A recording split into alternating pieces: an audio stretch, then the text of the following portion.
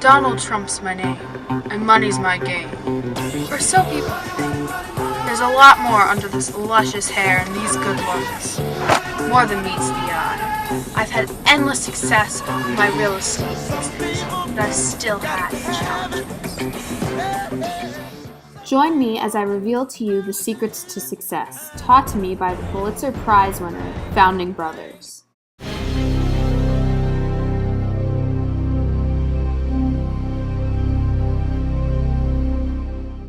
On my show The Apprentice, I have witnessed many arguments and disagreements. For example, Omarosa and Piers engaged in a vicious dispute taken to a personal level. Omarosa brought up damaging personal allegations involving Piers' family life. Arguments are inevitable, but once they are taken out of the professional context and into the personal, it spirals downwards towards irreversible consequences.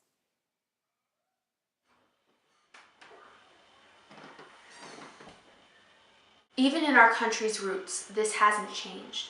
Hamilton and Burr started with political differences and ended with a duel, death, and the destruction of a reputation. Men allowed honor to interfere with their rational thought. Note to self, never let the personal and political lines blur.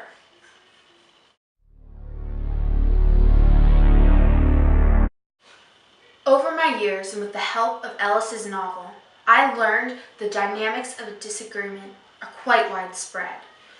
A story can never be simply, briefly told. Brevity will not do.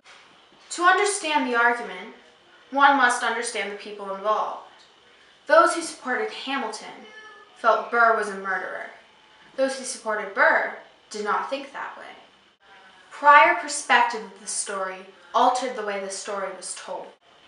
Perspective changes the story, and the full, accurate account is often difficult to find.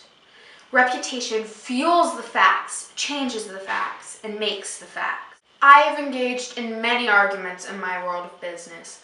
Most recently, I've had a dispute with President Obama. Many unfortunate opinions are being formed.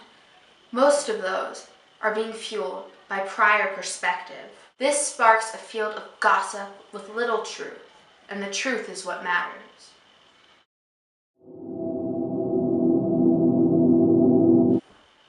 Don't have faith in the goodness of other people. Don't expect someone not to screw you over, because they will. Hamilton didn't intend on shooting Burr, and Burr did shoot Hamilton. Business is harsh, and politics is equally as harsh. Of course, it's a comforting naivete to believe that everyone will be nice to you, but that's just not the case. I also feel I have relied too much on public disputes. After reading The Duel, I would like to take my opinions away from social media and engage in a more private discussion.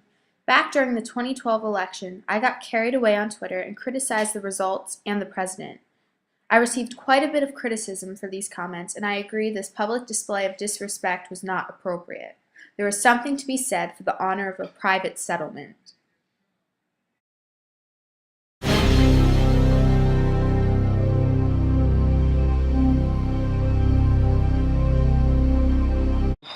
Jefferson let Hamilton and Madison meet at his house for a simple dinner, and it ended with a deal to pass two controversial bills in Congress. Later, Jefferson regretted the decision, thinking it was a huge political blunder. Jefferson showed how strong he was with acknowledgement of his mistake.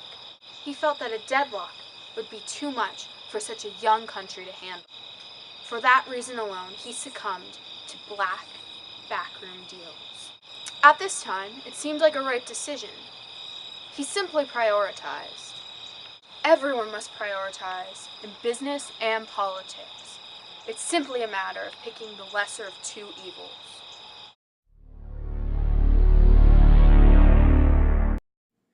I publicly offered Obama a deal where I would donate $5 million to a charity of his choosing if he would release his college records, applications, passport records, and passport applications. It was a fiery plan, which could have made both of us heroes. Him for making a charity happy, me for exploiting more information. While the results of this deal could have been quite beneficial, they also could have made us appear quite poorly in the eyes of the public. Obama did not accept this deal. Bribery does not always work, and it often sparks an uproar from the public, back in 1790 and in 2012. Situations like these are loaded, and it is evident bribery is an unfortunate yet prevalent aspect of politics, which many times works.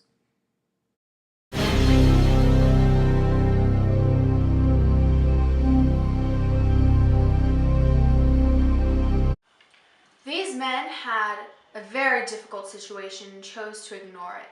While it may have worked back then, pushing problems onto future generations just can't happen now. It just doesn't work. My corporations have encountered bankruptcy 4 times. I've been in over $900 million of personal debt, and rather than ignore it, I dealt with it. While dealing with this, I've become a model for others. While I agree with the choices made by these men, I also think it's a model of what not to do. Don't take the easy way out. Learn instead.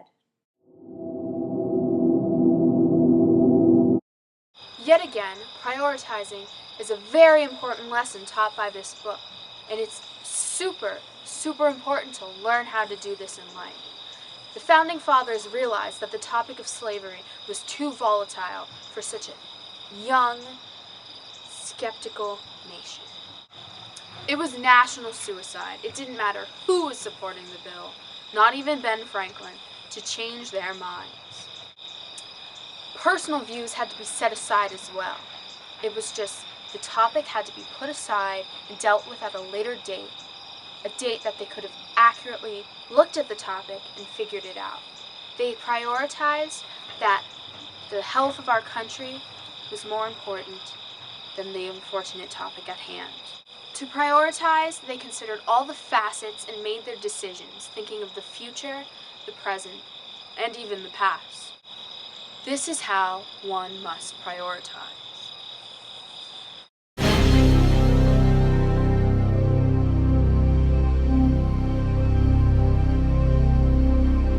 Washington knew when to quit. Knowing this threshold is extremely beneficial and strong. It's just like in sports. It's better to go out on a positive note than in a negative failure. All men should know when they have reached their peak and need to end. Knowing your limits is a vital skill. If a deal seems weak, end it before your suspicions have a chance to become realities. Washington knew how he influenced the country. He knew that his length in office would then set the standard for other presidents' lengths in office. This whole book portrays that these men knew that they would go down in history, and they acted accordingly. You should do the same. Live your life for the present, but keep in mind the future and the legacy that will come along with your actions.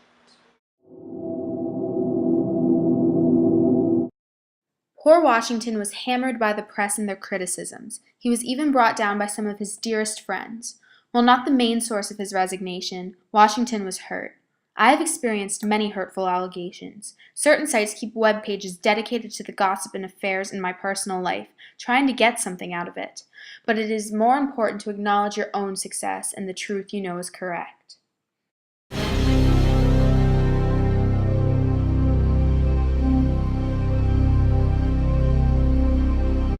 Adams and Jefferson were the political power couple. The two of them together were an unbeatable team. As the country and the Revolution grew older, the two men started to gain different perspectives about how the government should act and what the true meaning of what they fought for was. The evolution of man and his views can destroy a friendship. These men were forced to choose between their party and their friendship. Jefferson chose his party. Their love for each other did not matter. I have gained and lost many friends throughout my life in politics and in business. Mitt Romney and I have worked together in politics and have encountered some stumbling stones as well. We are friends and I respect his political views. I just have countering ideas on how to run a campaign. Don't burn bridges. Just perhaps tape them off for a bit.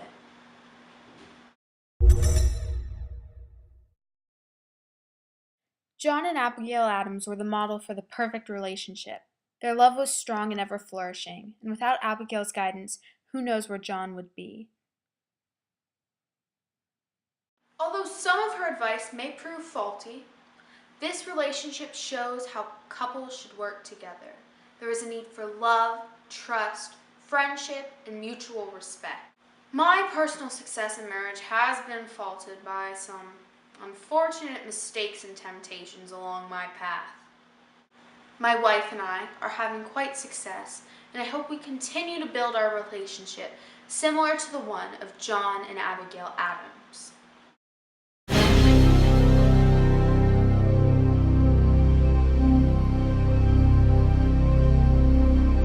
Jefferson and Adams allowed time to renew their friendship, returning to the way they once were when they were younger. Time has a way of healing things. I've let time rekindle many of my friendships, such as my dear friend, Barbara Walters.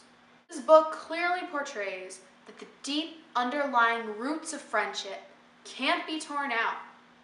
Sure, you can chop down the tree, but it takes a very strong impact to ruin the roots and eliminate those from the ground. The existence of fate is questionable, but also fate and history have a tendency to overlap. Now, of course, some events could be clearly coincidental, such as Adams and Jefferson's very close death. But other times, things may have worked out in curious, meaningful ways. Fate adds some charm to the story. Without fate, it would just be a series of facts. But with fate, the story is a tale and a legacy, and it is more enjoyable to those it is being told to. Everything won't always be in your hands, and some things are uncontrolled. Fate has a hand in this.